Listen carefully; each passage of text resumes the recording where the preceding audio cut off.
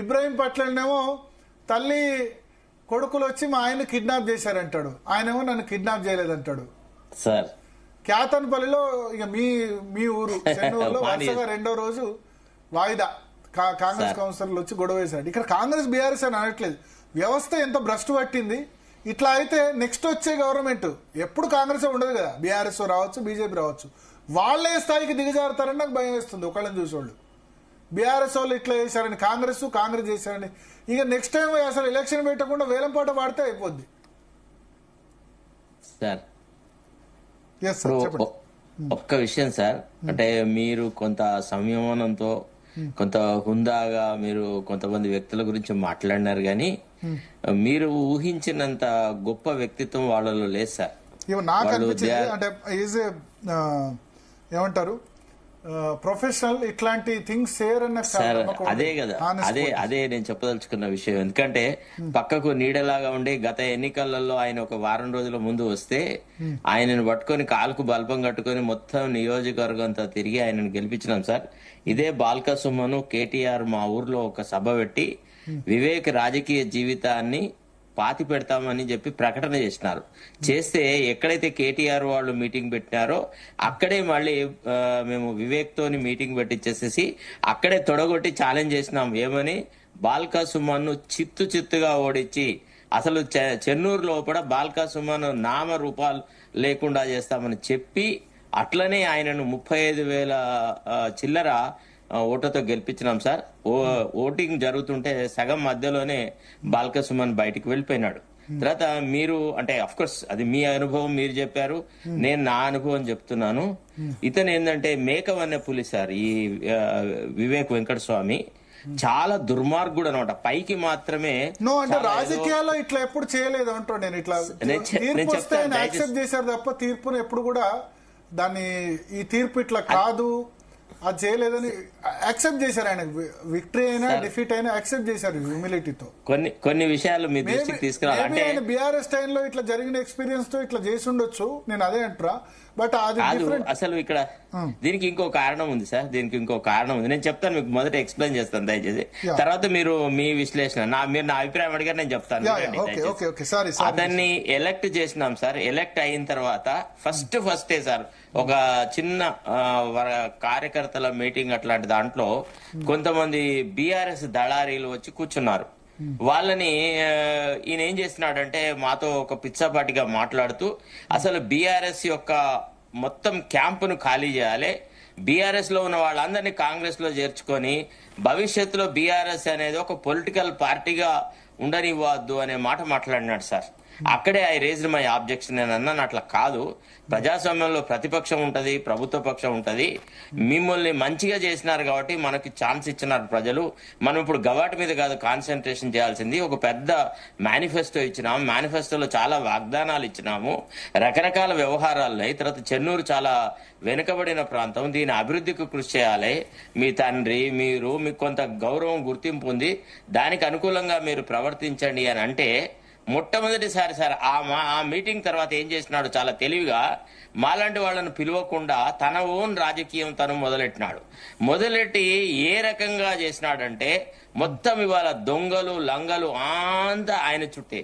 తర్వాత ఏంటంటే ఈ మేకవన్నె పులి పైన అంతా ఏదో పౌడర్ గీడర్ వేసుకొని స్టవ్ వేసుకొని స్మార్ట్ గా కనపడమే తప్ప మీరు ఆయనంత క్రూయల్ ఇండివిజువల్ ఎవడు ఉండడు సార్. ఒక రకంగా నేను చెప్తాను, బాల్క సుమన్ యువకుడు, వాడికి తెలుసో తెలియక ఉద్యమకారుడో లేకపోతే ఉడుకు రక్తం అనుకోండి, వేడి అనుకోండి, అట్లాంటి వ్యక్తి ఏదైనా తప్పు చేస్తే పెద్దవాళ్ళం మనం కొంత క్షమించేటువంటి స్వభావం ఉంటది. 67 ఏళ్ళు 68 ఏళ్ల వయసులో ఉన్నటువంటి వివేకు ఒక మంత్రి స్థాయిలో ఉండి ఇంత నీచంగా దిగజారొచ్చా సార్? ఇది అవసరమా చెప్పండి ఒక మాట. ప్రజలు ఒక తీర్పు ఇచ్చినారు కదా. చాలా చోట్ల కాంగ్రెస్ వాళ్ళు గెలిచారు, చాలా చోట్ల బీఆర్ఎస్ వాళ్ళు గెలిచారు, కొన్ని చోట్ల బీజేపీ గెలిచింది, రకరకాల సంఘటనలు జరిగినాయి. ప్రజాస్వామ్యంలో ప్రజలు ఇచ్చిన తీర్పును నేను కాల రాస్తా అని పోలీసు యంత్రాంగం ఏ ఆరోపణలు అయితే బాల్క సుమన్ మీద ఆ రోజు ఉండేనో ఇవాళ అంతకంటే డబుల్ ఆరోపణలు వివేక్ మీద ఉన్నాయి. వివేక్ ఏంది, అది ఒక ఛానల్ ఉంది, పొద్దుతిరుగుడు పువ్వు. వివేక్ ఎటు పోతే అటే కెమెరాలు పోతుంటాయి, అటే రాజకీయాలు చేసి ఒక రకమైనటువంటి ఒక సోఫిస్టికేటెడ్ ఇమేజ్ బిల్డప్ చేసినాడు. అసలు అదిగా సార్ నేను ఒక మాట అంటాను, అసలు యాక్చువల్లీ వివేక్ ను కాంగ్రెస్ లో చేర్చుకునేట్టున్నాడు కాంగ్రెస్ పెద్దలు ఏం ఆలోచించినారు సార్? బీజేపీకి ఎంత ద్రోహం చేసినాడు సార్? వివేక్ ఏం నష్టం జరిగిందని బీజేపీని వదిలెట్టి కాంగ్రెస్ పార్టీలో చేరినాడు. అంటే ఇట్లాంటి వాళ్ళు, ఈ అవకాశవాదులు, వీళ్ళు పదవి కోసమని ఎంతకైనా నీచానికి దిగజారుతారు అనేది మన ముందు ఉన్నటువంటి దృష్టాంతం సార్. కాబట్టి రాజకీయ పార్టీలలోనే సంయమనం ఉండాలి. ఇట్లా ఒకరోజు ముందు పార్టీలు మారిన వాళ్లకు టికెట్లు ఇవ్వడం వల్ల ఏమవుతుంది, పార్టీలలో కార్యకర్తల మనుగడే ఒక ప్రశ్నార్థకమైంది సార్. పార్టీ జెండా నమ్ముకున్న వాళ్ళు, ఐడియాలజీని నమ్ముకున్న వాళ్ళు, ఏళ్లకేళ్లు తరబడి అదే పార్టీలో ఉన్నవాళ్ళు వీళ్ళందరినీ బొందబెట్టి, ఇప్పుడు ఫర్ ఎగ్జాంపుల్ మీరు ప్రేమేందర్ రెడ్డి గారిని ఏమనాలి మరి? పాపం ఆయన ఇప్పటి నుంచో పార్టీని నమ్ముకొని, సిద్ధాంతాన్ని నమ్ముకొని, ఒడిదొడుకులు, మంచి చెడ్డ రకరకాలుగా ఉన్నారు. ఇప్పుడు ఫర్ ఎగ్జాంపుల్ కాల్వ సుజాత గారు, ఇంకెవరన్నా ఉంటారు పార్టీలలో నమ్ముకొని జెండాలు పట్టుకొని. వీళ్లను కాదని కొత్త బ్రీడ్ ఆఫ్ పాలిటిషియన్స్ తీసుకొచ్చినారు. ఎవడు రాజకీయంగా అవినీతికి పాల్పడతాడో, ఎవడు డబ్బులు సంపాదించిస్తాడో అట్లాంటి వాళ్ళకి అవకాశాలు ఇస్తే ఐడియాలజికల్ బేస్ అనేది పోతుంది, రాజకీయాలు సర్వనాశనం అవుతుంది. మీరు ఏదైతే అభిప్రాయం వ్యక్తం చేసినారో వివేక్ గురించి, అది చాలా కరెక్ట్ కాదు, అది తప్పు. ఎందుకంటే వివేక్ ఒక మోసం చేసినాడు, నటించినాడు. ఇంతకాలం నేను ఏదో చాలా డిగ్నిఫైడ్ పర్సన్, నేను రాజకీయాలు ఇదిగా చేస్తా, ఎంతసేపు ఆయనే కాకా వెంకటస్వామి అని వెంకటస్వామి గురించి చెప్పడమే తప్ప ఏంటి సార్ వీళ్ళు చేసిన రాజకీయం? మీకు తెలుసో తెలియదు కానీ నేను యాజ్ ఎ జర్నలిస్ట్ గా I was a live witness to కాకా వెంకటస్వామి ఏ రకమైన రాజకీయాలు చేసేదో. అసలు రామారావు గారు పార్టీ పెట్టిన తర్వాత రంగులు పూసుకునేటోడు, గీడు లీడరా అని ఒక మాట అంటే ఆ వార్త నేనే రాసిన ఈనాడులో. ఆ రోజున మేము చాలా ఇది చేసినాం, నువ్వు రాజకీయాల్లో కొత్త చర్చ నాట్ ఓన్లీ అబౌట్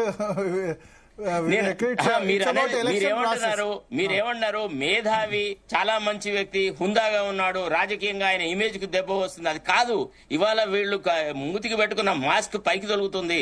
ఇవాళ రాజకీయాలలో వీళ్ళు నిజమైన స్వభావం ఏంది అనేది బయట. నేనేదంటే ఇప్పుడు ఆయన లాంటి వాళ్ళు కూడా ఇట్లా చేస్తే రాజకీయాలు, ఆయన లాంటి వాడు కదా సార్, ఆయన అట్లాంటి వాడే.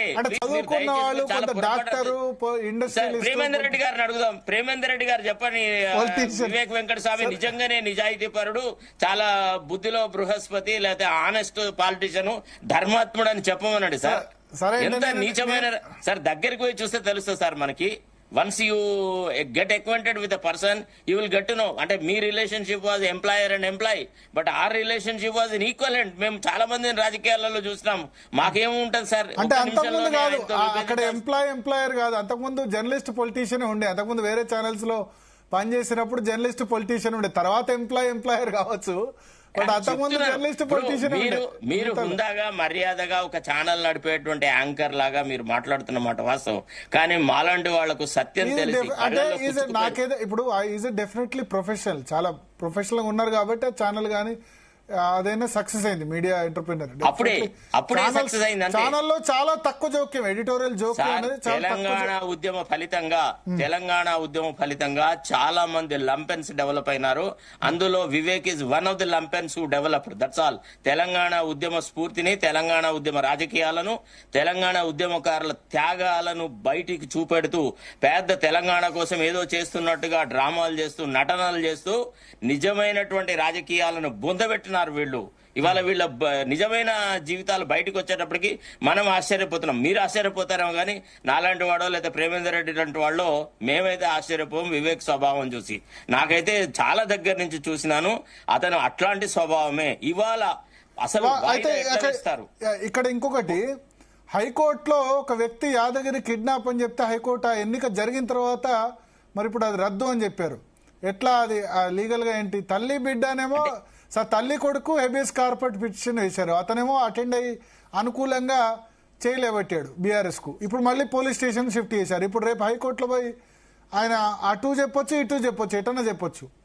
సార్ ఎట్లా చెప్పినా వన్స్ ఈజ్ అవుట్ అన్నప్పుడు హేబియస్ కార్పస్ యొక్క కాన్సెప్ట్ ఏంటంటే to produce the body of a person who is illegally detained అని. వన్స్ ఈజ్ సెట్ ఫ్రీ అంటే the scope of habeas corpus writ petition is dismiss. Once is freed he is no more in the police custody అని కనుక police department వాళ్ళు చెప్పగలిగితే రేపు ఆ case admission stage లో కొట్టేస్తారు. తర్వాత కోర్టు ఈ సమాజంలో జరుగుతున్నటువంటి డెవలప్మెంట్లను నిమిషాలకు వెరిఫై చేస్తారు. ఎప్పుడైతే రికార్డు వాళ్ళ దగ్గరికి వస్తుందో రికార్డు మీద ఏ అంశాలు ఉన్నాయో వాటిని బట్టి వాళ్ళు మధ్యంతర ఉత్తర్వులు అట్లాంటివి ఇవ్వడం అనేది జరుగుతుంది.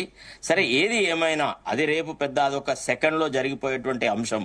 తర్వాత రెండోది రాజకీయాల గురించి మీరు చెప్పిన మాటతో నేను 100% ఎక్కిపోతున్నా. అంటే రాజకీయాలను ఇంత నీచంగా ఇంత నికృష్టంగా మార్చినటువంటి అధికార పార్టీకి ముఖ్యంగా రేవంత్ రెడ్డికి మనం హ్యాట్స్ ఆఫ్ చెప్పాలా. ఇక రాజకీయాలలో ఎవడు కూడా గౌరవప్రదంగా హుందాగా లేకపోతే రాజకీయాలను నమ్ముకొని వచ్చేవాడు సిద్ధాంతాలు నమ్ముకొని వచ్చేవాడు ఉండరు సార్. మేము విద్యార్థి దశ నుంచి రాజకీయాల్లో ఉండేవాళ్ళం. చాలాసార్లు ఏబీపీ వాళ్ళు మా మీద అటాక్, మేము ఏబీపీ వాళ్ళ మీద అటాక్, రకరకాల వ్యవహారాలు చేసిన వాళ్ళ ఐడియాలజికల్ కమిట్మెంట్ మాకు గౌరవం ఉండేది, మా ఐడియాలజికల్ కమిట్మెంట్ల వల్ల వాళ్ళకి గౌరవం ఉండేది. ఇవాళ ఆ గౌరవం ఎక్కడుంది సార్? ఎవరి సిద్ధాంతాన్ని గౌరవిస్తున్నారు చెప్పండి? అంత లంపెన్స్ బ్యాచ్ తీసుకొచ్చినారు. ఆ తర్వాత గెలుపు గుర్రాలను కొత్త పదం తీసుకొచ్చినారు. ఈ గెలుపు గుర్రాలు ఎవర్రా అంటే క్యారెక్టర్లెస్ ఫెలోస్ ఆర్ ఆల్ గెలుపు గుర్రాలు. వీళ్ళలో ఎవడు కమిట్మెంట్ తో పార్టీకి సేవ చేసినవాడు కాదు, ప్రజలకు సేవ చేసినవాడు కాదు.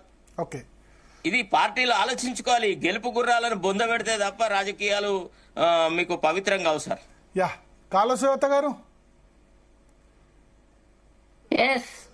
భరత్ గారు, గుడ్ ఈవినింగ్. Good evening. ఎట్లా ఏమంటారు మున్సిపల్ చైర్మన్ ఎన్నిక జరుగుతున్న తీరు? అయితే నాకు ఇక్కడ ఒకటి, ఇది కాంగ్రెస్ పార్టీను వాళ్ళని విమర్శించడం కాదు కానీ నా ఒపీనియన్ తో మీరు ఏకీభవిస్తారు లేదా చెప్పండి. డైరెక్ట్ గా మున్సిపల్ చైర్మన్ ఎన్నిక, డైరెక్ట్ గా కార్పొరేషన్ మేయర్ ఎన్నిక పెట్టితే వ్యక్తిగతంగా మీరు పార్టీ పరంగా కాకుండా చూస్తే ఏమైనా ఇబ్బందా? డైరెక్ట్ ఎలక్షన్లు గతంలో పోయినాయి కదా సార్. పోయినాయి, 2006లో తీసేశారు, రాజశేఖర రెడ్డి తీసేశారు. అప్పటి వరకు బాగుండే సిస్టమ్. అప్పుడు సరే కౌన్సిలర్ల ఖర్చు లేదు కానీ ఇంత ఖర్చు, కౌన్సిలర్లు, క్యాంపులు, మళ్ళీ వాళ్ళు తెల్లారే పార్టీ దుంకడాలు, కిడ్నాపులు,